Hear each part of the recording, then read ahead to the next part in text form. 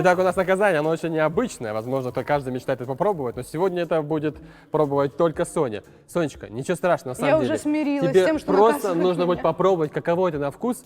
Роза с майонезом. Хорошо, я уже приняла это. Держи Папа Паша. розочку тебе. Спасибо. Короче, сейчас будет кулинарное шоу вместо Пашиного. Супер блюдо с папой Пашей. Сейчас мы будем готовить супер салат из розочки и майонеза и будем тестить, насколько это вкусно. И скажем вам обязательно, чтобы вы тоже, конечно, попробовали. Нет, подожди, папа Паша, мы сделаем это качественно.